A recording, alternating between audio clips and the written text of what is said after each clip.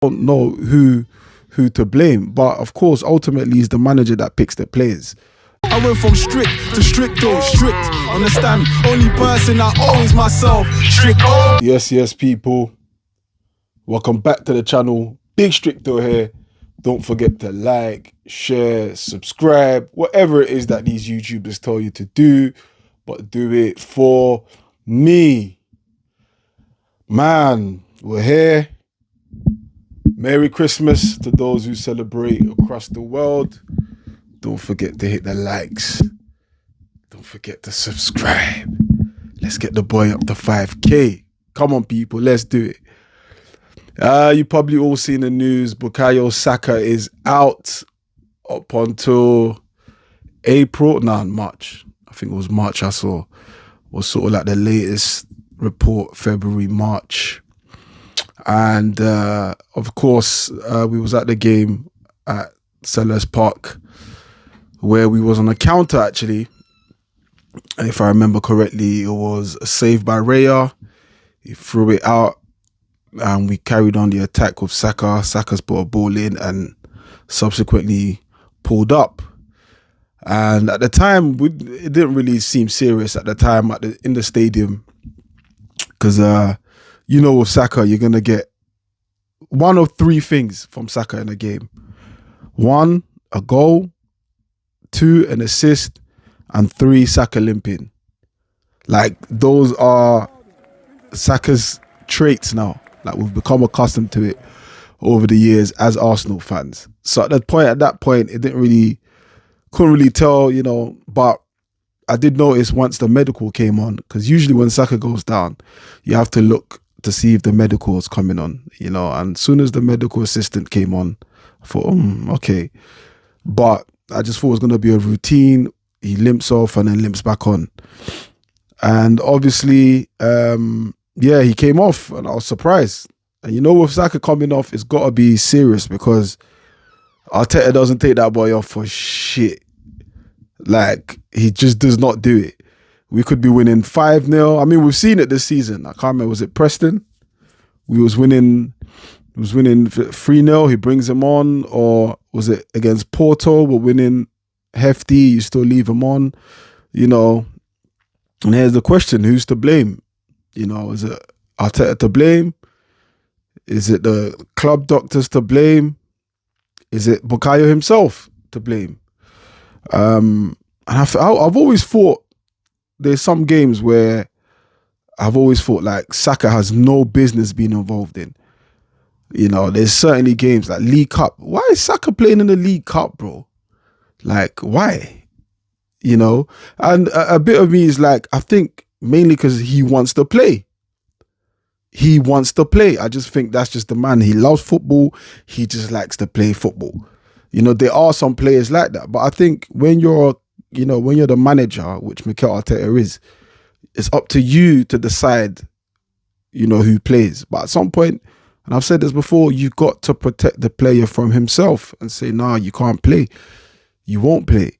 You know, you see with Chelsea, for example, they haven't registered Cole Palmer in whatever that third tier Europa thing they're playing in. They haven't registered him. But you feel like if that was Arsenal in that position, you'd feel Saka would be registered and Saka would play most of those games. You know, so I really don't know who to blame. But of course, ultimately, it's the manager that picks the players. You know, I don't think Saka picks himself. Do you know what I'm saying?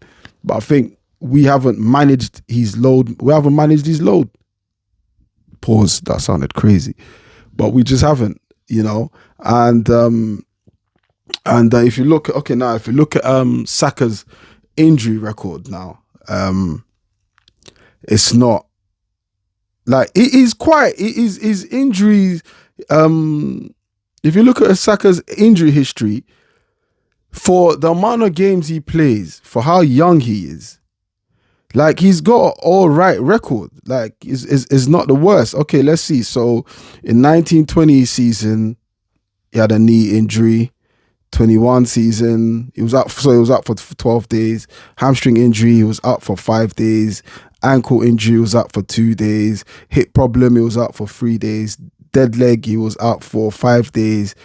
Thigh injury, he was out for 18 days. Unknown injury, he was out for 16 days. Muscle injury, which is quite vague. That could be literally every problem I've just named could be a muscle injury. But yeah, muscle injuries, he was out for 7 days.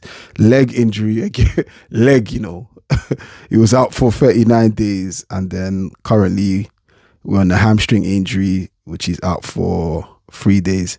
But all in all, the most he's missed in terms of game time is 9 games.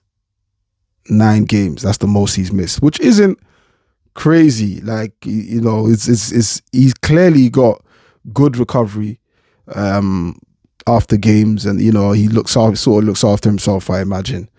But yeah, so you look at that and you think, okay, considering the amount of play, the amount of load he gets through, it's not the worst, and possibly that's probably why he does play these games, because it's like, okay, well, he'll be okay, he'll be fine. He usually is fine, But I'm not gonna sit here and moan about Saka's injury. I'm just talking about it, but I'm not gonna moan about it. Do you know what I'm saying? I don't know whose fault it is. Like, these injuries could happen in a training ground.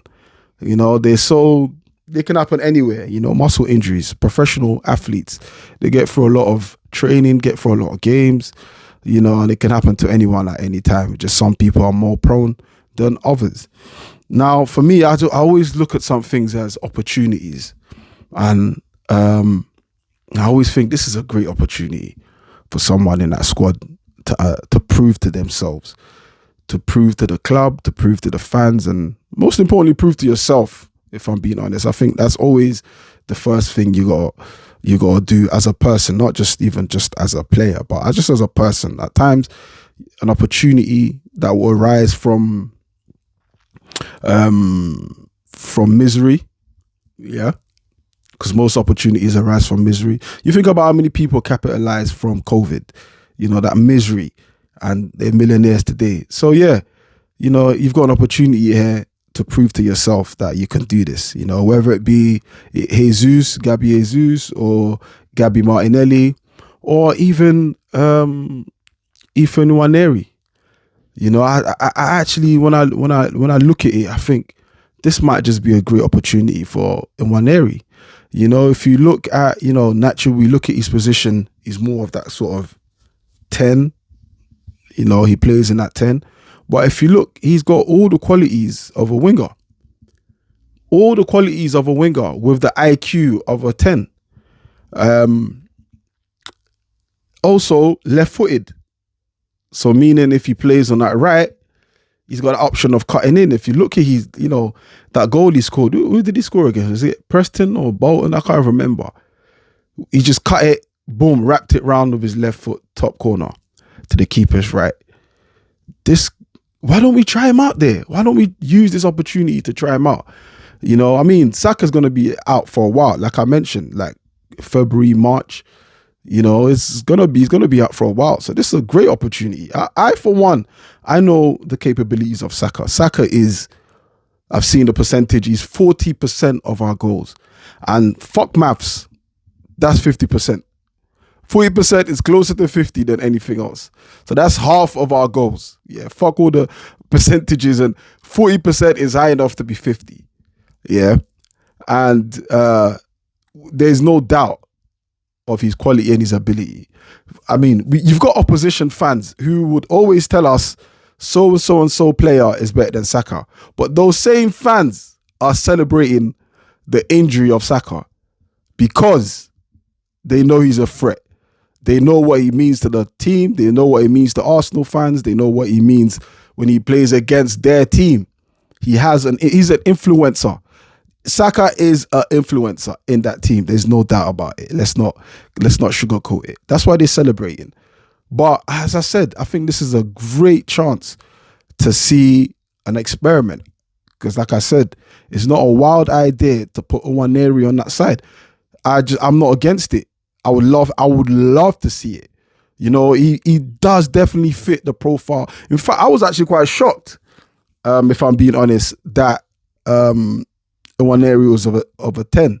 Just by the aesthetics, when you look at him, he's quite small, he's quite rapid. Like usually players like him don't, like Odegaard wouldn't be, in my opinion, someone he would replace just by looks, just by the aesthetics.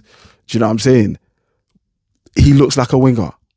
He very Sterling like in terms of speed, but his IQ for his age, I would love to see him there. And I think this is a great opportunity to try him out there. What do you lot think? Well, let me know what you guys think, because like, it's not, I'm not bugging out. Surely this isn't a wild idea. This isn't an inconceivable idea. Surely. Let me know what you guys think in the comments. But I think, like I said, this is a great opportunity to try Nwaneri there. Because like, Odegaard was out for a while. He didn't get much luck because, that area of the pitch commands a lot of responsibility. It really does.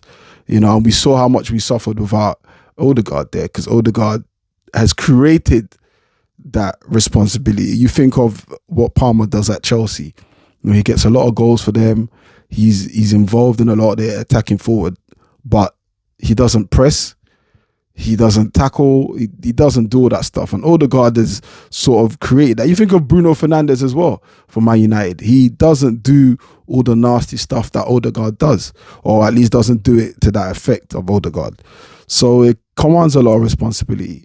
And I'm not saying Nwaneri can't take that responsibility, because I believe he can. If you're at that age playing for a big club like Arsenal, there's a lot of stuff that you've come through. And, they trust you enough to be there. You know what I'm saying? So I would love to see Nwaneri playing on that right-hand side. I really would. I would definitely give that more of a thought than I would with Sterling. Obviously, Sterling more experienced. But from what I've seen of him in these last couple of years, clearly it's obvious, he's winding down. It's coming towards that period where a lot of fast players experience, especially players that rely on their pace. They get to a certain age where if the pace isn't there, then they struggle. We've seen it with so many great players, and Sterling for sure is a great player, but I think it's time, maybe this is an opportunity for us to find our diamond. You find think about Man United finding Rashford. It was only due to an injury. I can't remember to who. They had no one else, so they banged on Rashford, and the rest is history. Do you know what I'm saying? I think this is a chance for Nwaneri to possibly, we talk about finding a replacement for Saka, or finding someone worthy of giving Saka a run for his money, or competing with Saka. I think this is a great chance for the kid. Like I said, he's got all the attributes, all the attributes. He's quick. He's very intelligent. That's one thing I think is probably one of his best attributes. He's a very intelligent player, and in a way it could be similar to Saka, because he's left-footed. He would have to cut in all the time, and on these shots we see Arjen Robben doing it. I'm not comparing him to Arjen Robben before you lot start boiling me in the comments. I'm not doing that, but I'm just giving an example. Chill. Yeah. But yeah, man, let me know what you guys think anyway, man. I just thought I'd make a quick video on this. So big up all of you that are subscribed, liking, getting my interactions up, man, because the kid needs it, man, trying to get to 5K and beyond, man. Let's rise up this channel. So yeah, man, but for Merry Christmas, let me try to put on this hat.